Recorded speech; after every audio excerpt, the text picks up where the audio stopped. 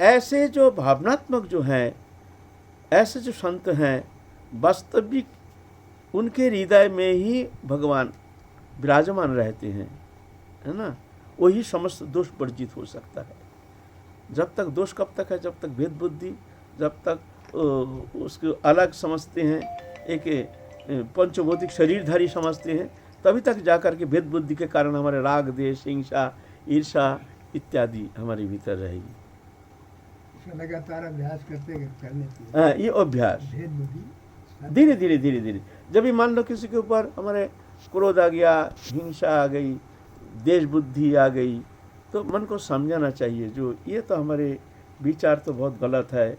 अगर हमारे भीतर ऐसे विचारधारा रहेगी तो हम कभी प्रभु के सान्निध्य प्राप्त नहीं कर पाएंगे। भाव बन जाता है कि भगवान कृष्ण हाँ, कृपया नहीं बन तो भेद बुद्धि तो आएगी, लेकिन विचार के द्वारा मन को समझाने का चेष्टा करना चाहिए। तत्सहित बार बार प्रभु के चरण में प्रार्थना करनी चाहिए, प्रभु हमारे अंतर जगत की जो ये मलिनता, हमारी जो हीन भावना, राग देश जो है प्रभु, ये तुम अपसारण कर दो, हटा दो। हम चेष्टा करके भी हमारे अंतःकरण को इस तरह से गठित करने में हम समर्थ नहीं हो पा रहे, तुम कृपा करो। इस तरह से भगवत चरण में प्रार्थना करना चाहिए। वो इतना सहज है जो कहने से ही हो जाएगा, है ना। तब जाके तुम ये चार दोष जो काम क्रोध बीना, जो हिंसा दंभ विवर्जिता, लोभ मोह बीनश्च तेगे वैष्णव जन, यह उत्तम कोटि के वैष्णव, यह उत्तम कोटि, मध्यम कोटि और कनिष्ठ अधिकारी है, उत्तम कोटि के वैष्णव। ये ऐसे जो वैष्णव है ये जगत को पवित्र करने में समर्थ हो जाते हैं।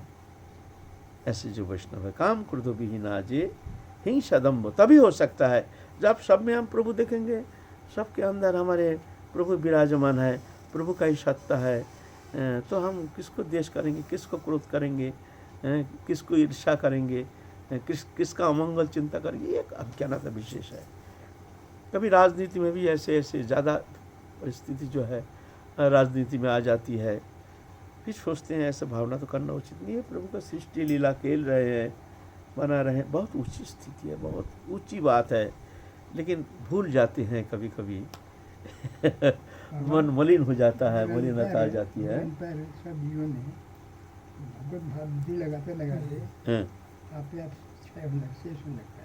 आप ऑटोमेटिकली जब ऐसे मन को समझाना चाहिए, जो हमारे ये जो हम इसके प्रति ईर्ष्या कर रहे हैं, इसके प्रति हीन भावना आरोप कर रहे हैं, इसके प्रति क्रोध कर रहे हैं, इसका अमंगल चिंता कर, ये भेद भावना है। वास्तव में उसका तो कोई दोष है नहीं, वो तो सर्वथा निर्दोष है। प्रकृति से तदात्मता के कारण, अविद्या प्रकृति माया से तदात्मता के कारण ये गुण जो अवगुण जो है ये माया से उद्भूत हुआ है, जिस कारण हम उसका दोष देखते हैं। वास्तव में आत्मा जो है, भगवत अंश जो जीव चैतन्य सत्ता है, वो सर्वथा निर्दोष है।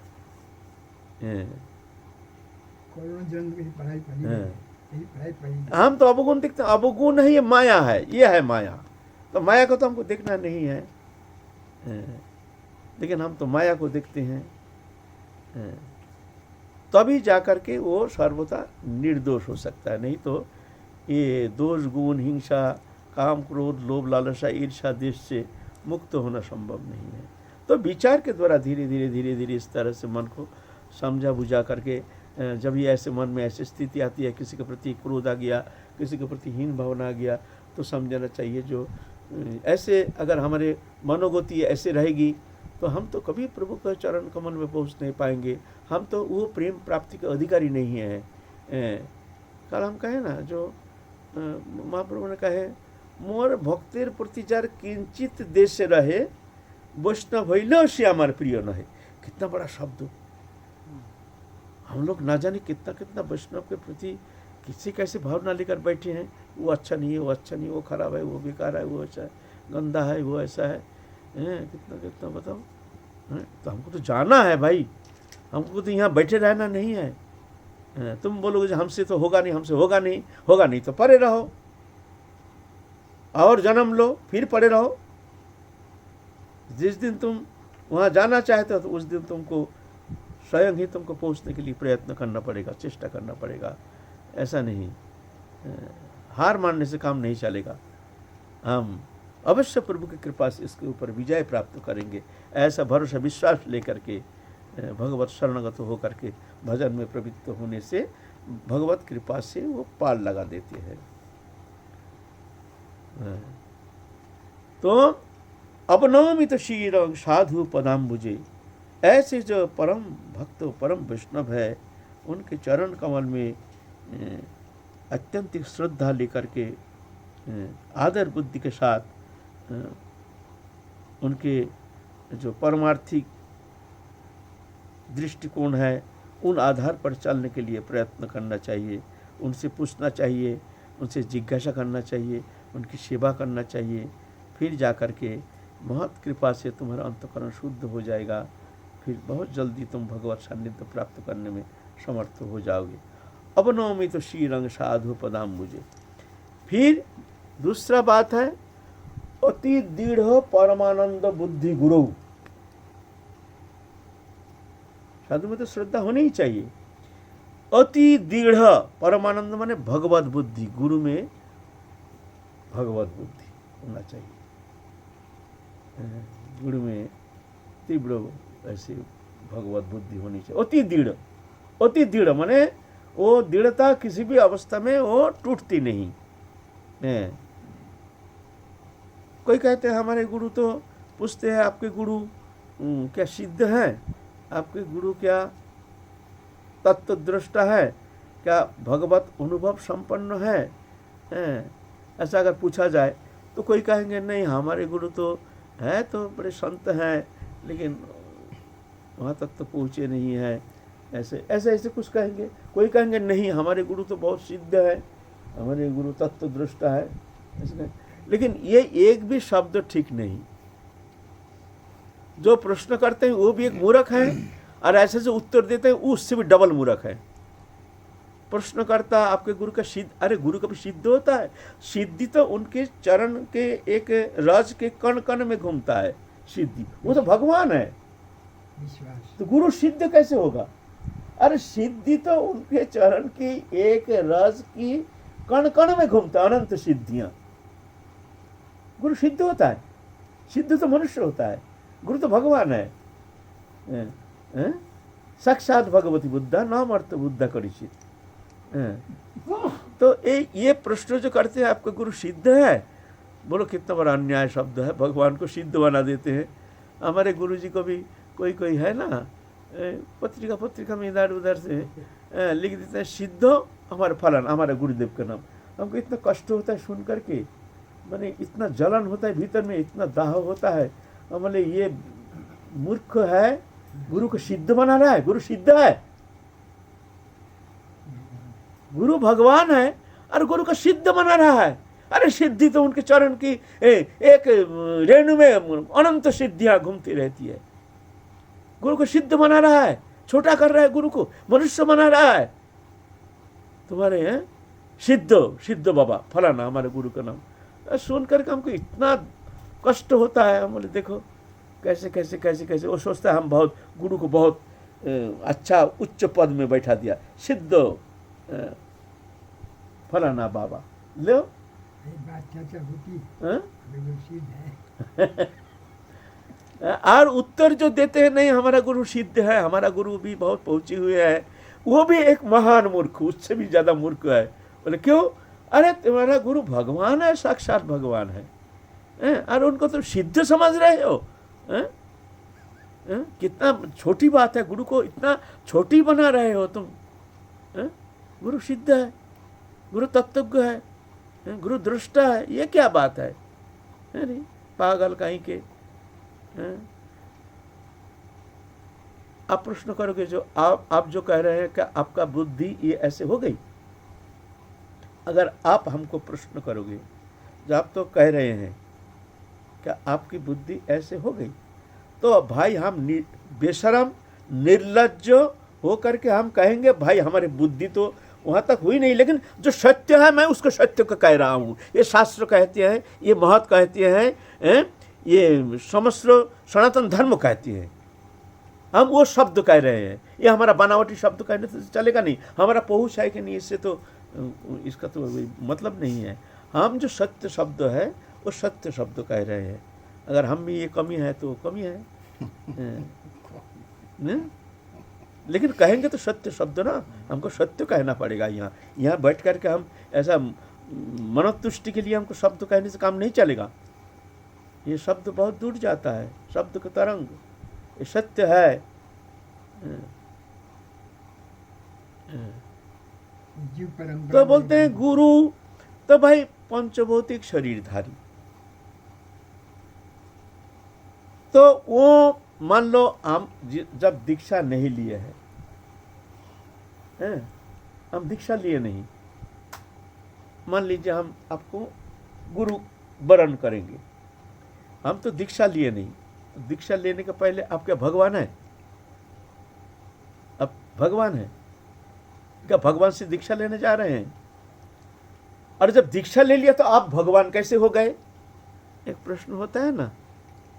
तो सभी तो सब दीक्षा, हजारों गुरु तो हजारों भगवान है सब, न कि एक शब्द मात्र। वास्तव में ऐसा नहीं है। गुरु के भीतर से भगवान, साक्षात भगवान कृपा करते हैं। जैसे चंद्रमा की नीचे किरण नहीं है, सूर्य के किरण से वो आलोकित होता है, होकर के धरित्री को उजाला करता है। ऐसा ही भगवान के जो शक्ति है, वो भगवान के जो प्रकाश है, गुरु के माध्यम से प्रकट होता है। गुरु के माध्यम से गुरु कृपा करते हैं तो मान लो साक्षात भगवान तुमको कृपा कर रहे हैं। गुरु आशीर्वाद किया है, मान लो साक्षात भगवान तुमको आशीर्वाद कर रहे हैं। गुरु के भीतर से भगवत तत्व प्रकट होते हैं, शिष्य के लिए, दूसरे के लिए नहीं। तुम्हारे गुरु तुम्हारे लिए भगवान है, हमारे लिए नहीं, हमारे लिए नहीं। जिसका गुरु उसके पास तो साक्षात भगवान, उनके भीतर में साक्षात भगवान विराजमान रह करके तुमको कृपा कर रहे हैं। इसीलिए जो सद्गुरु हैं वो क्या करते हैं जानते हो? मान लो दीक्षा दे रहे हैं हम, है ना, हम दीक्षा दे रहे हैं। भाई हम तो भगवान हो नहीं गए, तुम तो हमको भगवान मान रहे हो, हमसे दीक्षा लेने के लिए आए हो, दीक्षा दे रहे लोगे, लेकिन हम दीक्षा दे रहे हैं तो हम अपने को भगवान कैसे मानेंगे? बाबा प्रश्न है ना, तो हम अपने को भगवान कैसे मानेंगे, मान सकते हैं? सतगुरु जो है वो क्या करते हैं जानते हो? वो आंख मूंद करके हृदय में ठाकुर जी को धारण करते हैं, करके प्रार्थना करते हैं, हे प्रभु दीनबंधु दीननाथ जगत गुरु तुम, कृष्णं वंदे जगत गुरु, तुम जगत गुरु हो, तुम्हारे शरणागत हुए हैं ये बालक, तुम इसको कृपा करो। हमारे माध्यम से, हमारे द्वारा जो भी कर्म अनुष्ठान हो रहा है, तुम इसको पूर्ण रूप में कृपा करो, इसको तुम स्वीकार करो। इस तरह से गुरु देखते हैं हम एक प्रतिनिधि मात्र हैं, और जो कृपा कर रहे हैं वो भगवान कर रहे हैं, भगवान कर रहे हैं। वो ये नहीं सोचते हम कर रहे हैं, जो मंत्र दे रहे हैं, कृपा भी कर रहे हैं, मस्तक में हस्त धारण भी कर रहे हैं, आशीर्वाद भी कर रहे हैं, लेकिन जानते हैं ये हम नहीं कर रहे हैं। हमारे भीतर साक्षात भगवान, साक्षात पूर्ण ब्रह्म सनातन गुरु रूप में इनको कृपा कर रहे हैं। और शिष्य जब प्रणाम करते हैं वो मन ही मन में गुरुदेव भी प्रणाम करते हैं, उसके अंदर भी प्रभु है। हे प्रभु तुम इसको कृपा करो, हे प्रभु। तो गुरु कभी अपने को भगवान नहीं मानते हैं, लेकिन शिष्य गुरु को भगवान मानेंगे, क्योंकि जो शक्ति है, जो कृपा शक्ति, वो भगवत शक्ति है। भगवान ही हमको कृपा कर रहे हैं। साधक जब दीक्षा ग्रहण करते हैं, मंत्र ग्रहण करते हैं, मंत्र ग्रहण करने का बाद समस्त शास्त्रों, समस्त मुनि ऋषि आदि, समस्त आचार्य, ये सब आते हैं, सब उसको कृपा करने के लिए, उनको कृपा करने के लिए आते हैं। जो ये अब भगवत शरण में शरणागत हो करके आप संसार चक्र से मुक्त होने के लिए आप मंत्र ग्रहण किए हैं, आप सब कृपा करो, हैं, आते हैं सब, लेकिन देखते हैं गुरु की तरफ। गुरु क्या कहते हैं? गुरु अप्रसन्न है तो वो शक्ति सब लौट के चले जाते हैं।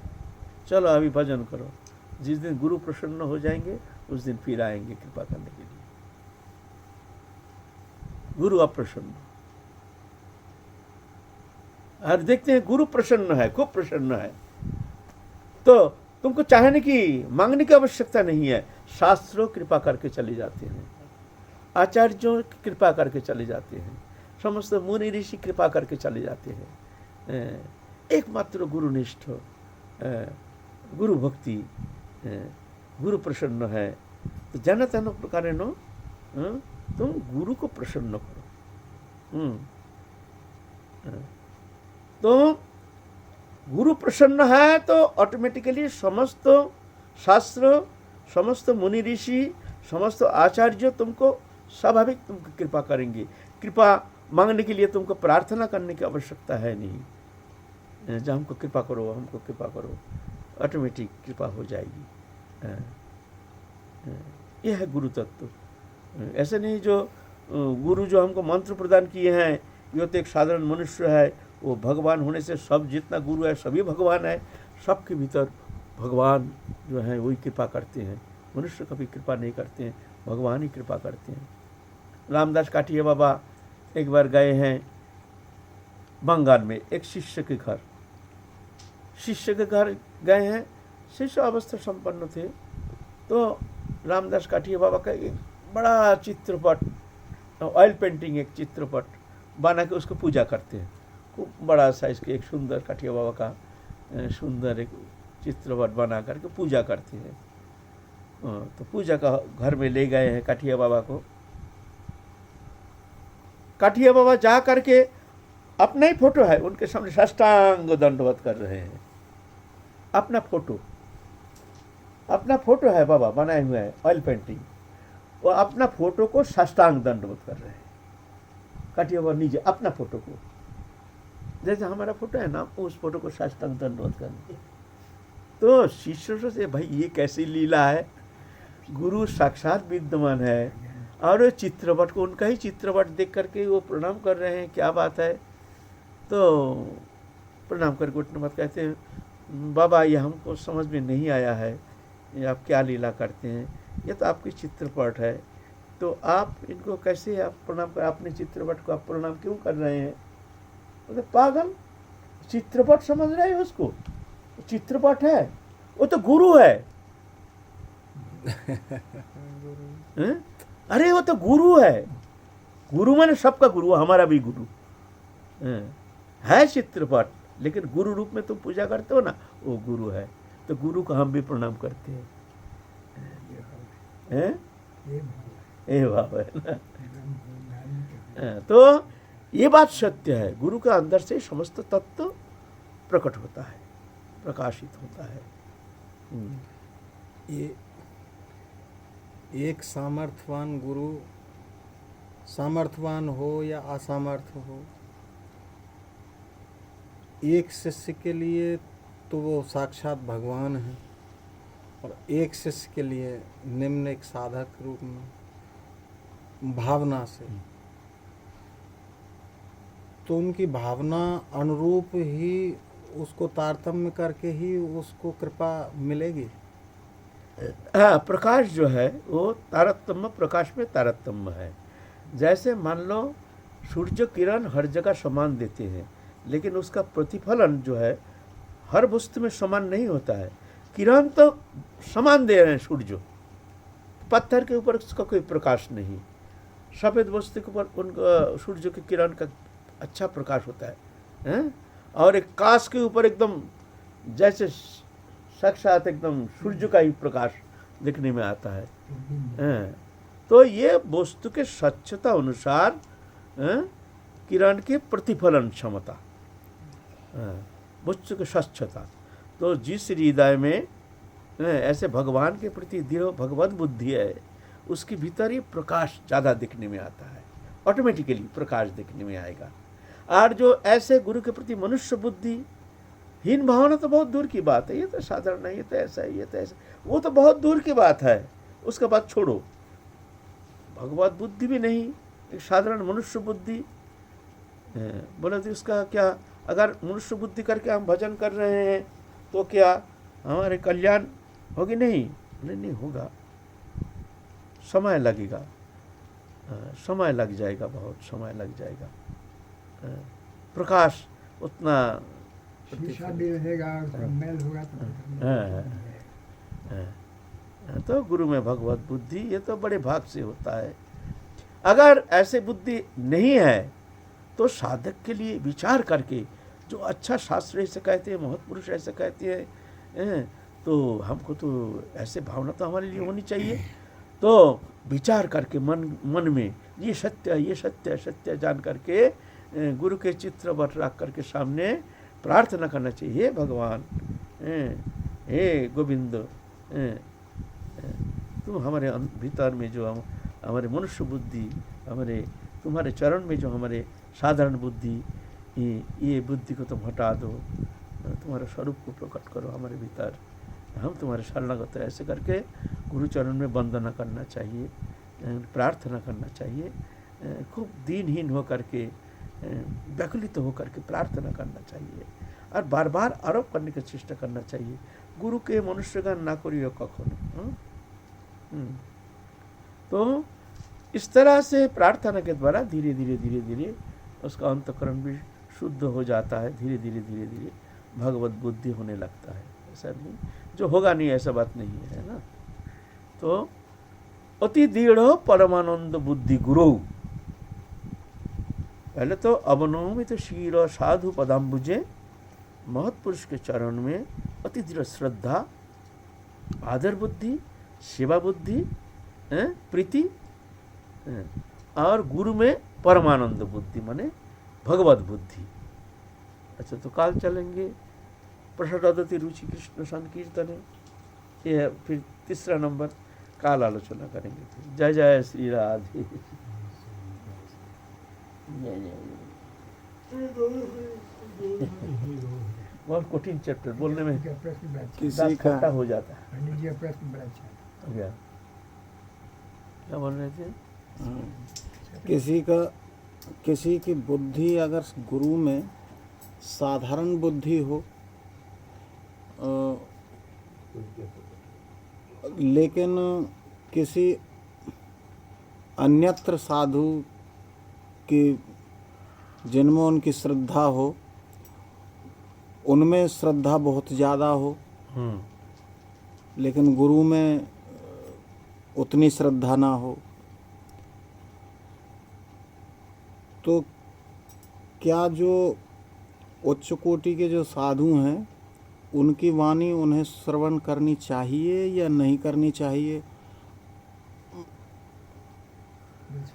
क्योंकि उनके गुरु में भी उनकी उतनी भगवत बुद्धि नहीं है, और जो तत्ववेत्ता साधु हैं उनमें उनकी निष्ठा ठहरती हो, तो क्या उनके संपर्क में उन्हें जाना चाहिए, उन जिनके प्रति उनकी दृढ़ श्रद्धा है? देखो शब्दों तो होता है भगवत वाक्य, शब्दों कोई व्यक्तिगत तो अपना होता नहीं है, नाना प्रकार भाषा के द्वारा उसको व्यक्त करते हैं, वर्णन करते हैं, लेकिन शब्द तो सत्य जो है वो तो भगवत वाणी है, तो उसमें सुनने में दोष नहीं है, सुन सकते हो। हाँ, लेकिन गुरु में निष्ठा लेकर के ही, गुरुचरण में श्रद्धा लेकर के ही श्रवण करना चाहिए। अगर मान लो ऐसे कोई महापुरुष में तुम्हारे गुरु से अधिक निष्ठा हो, तो ये निष्ठा को खूब आदरणीय कहा नहीं जाएगा, ये आदर की विषय नहीं है। अपने गुरु में ही आपने बताया अपने गुरु में भी उतनी निष्ठा नहीं है, और उन महत्पुरुष का भी अगर सत्संग से वंचित हो जाए तो दोनों तरफ से गया, वहाँ भी श्रद्धा नहीं। सत्संग सुनने में दोष क्या है? सत्संग तो भगवत वाणी है, तो वो श्रवण करने में तो कोई दोष नहीं है, लेकिन गुरु चरण में श्रद्धा जितना तुम्हारा बढ़ता जाएगा हाँ, तुम्हारे हृदय में गुरु के प्रति जितना आदर बुद्धि होगी उतना ही तुम्हारे लिए मंगलप्रद होगा। तुम्हारे साधन जीवन में तुम्हारी प्रगति बहुत जल्दी होगी। गुरु के बिना